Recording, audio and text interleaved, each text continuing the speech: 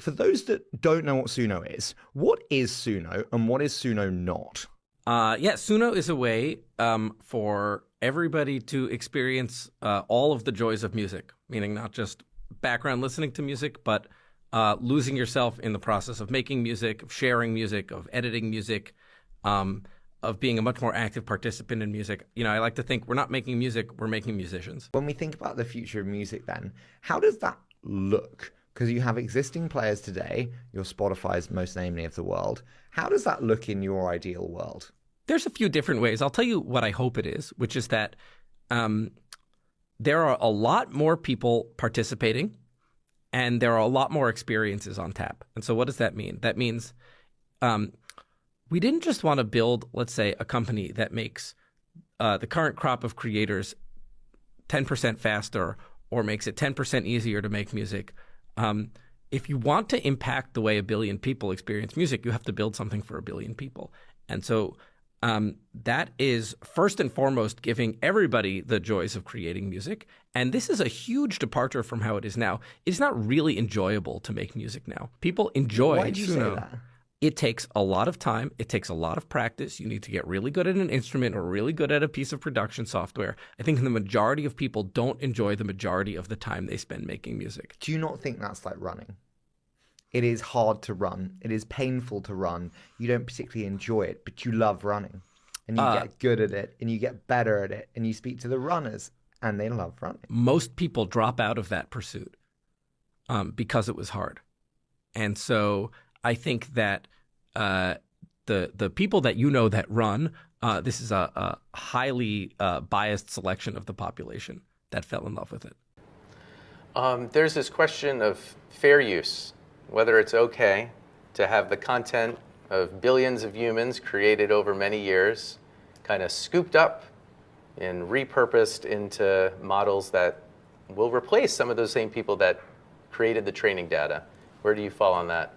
I think I sort of fall all over the place on that, in the sense that it's a very complicated issue. So initially it seems, they should have to pay for that. But suppose I have a musician who produces a song in a particular genre and ask, well, how did they produce a song in that genre? Where did their ability to produce songs in that genre come from? Well, it came from listening to songs by other musicians in that genre. So they listened to these songs, they kind of internalized things about the structure of the songs, and then they generated stuff in that genre. And the stuff they generated is different, so it's not theft, and that's accepted. Well, that's what the AI is doing. The AI is absorbing all this information and then producing new stuff. It's not just taking it and patching it together. It's generating new stuff that has the same underlying themes. And so it's no more stealing than a person does when they do the same thing. But the point is, it's doing it at a massive scale. Yeah, and so, no musician has ever put every other musician out of business. Exactly. So in Britain, for example, the government doesn't seem to have any interest in protecting the creative artists. And if you look at the economy, the creative artists are worth a lot to Britain. So I have a friend called Biban Kidron saying we should protect creative artists. It's very important to the economy. And just letting AI walk off with it all seems unfair. And so that kind of leads us to AI art. And I'm not sure if you've been following it or if you have any thoughts on it immediately as a topic. It's early, but I definitely what I observe when I see outputs from this kind of thing is that they are matching the requirement in some kind of a way that is kind of shallow in terms of the meaning of what's in the image, right? It doesn't, like, if you had somebody sit down and try to make you a really high quality image that they really cared about, you would get something better if they were a good artist and tried hard and all these things.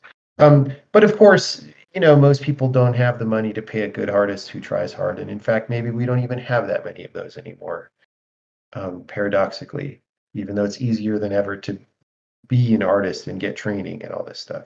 So where is it going to end up? I don't know. Yeah, I mean, maybe.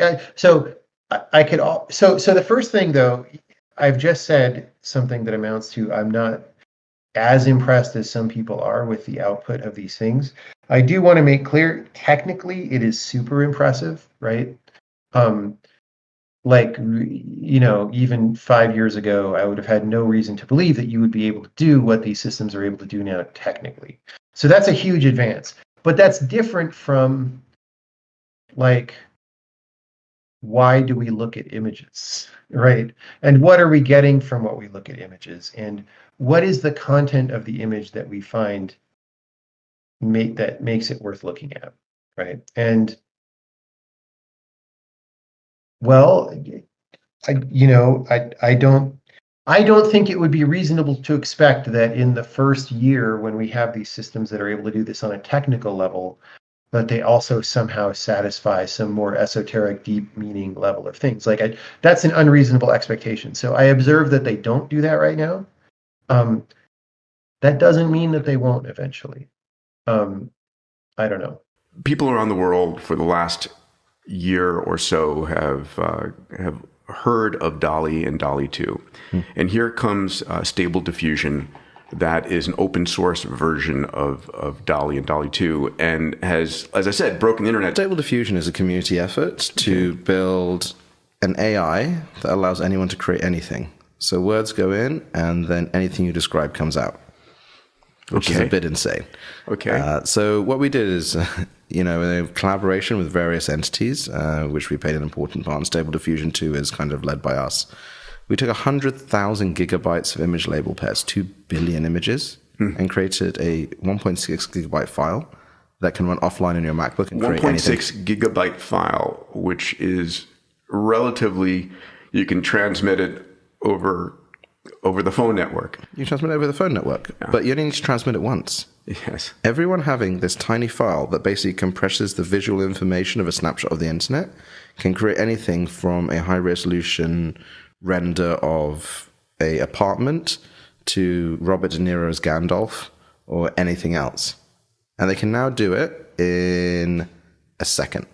And in a week, they can do one of those images in 30 seconds.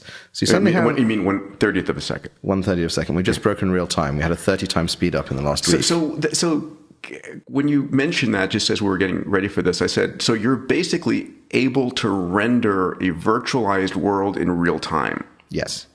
And that's one step away from being able to render a movie in real time. Yes.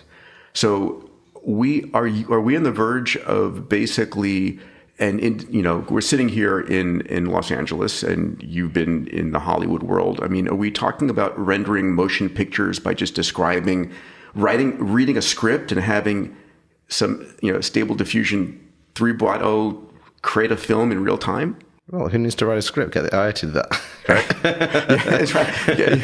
You just say, like, I want something to make me happy, right? And then it'll pull together various models, and it can live generate a movie, yeah. So we're live generating. So Hollywood, in the next 5 years, yes, I think that Ready Player One Oasis world, minus the microtransactions of whiny teenagers, will be here.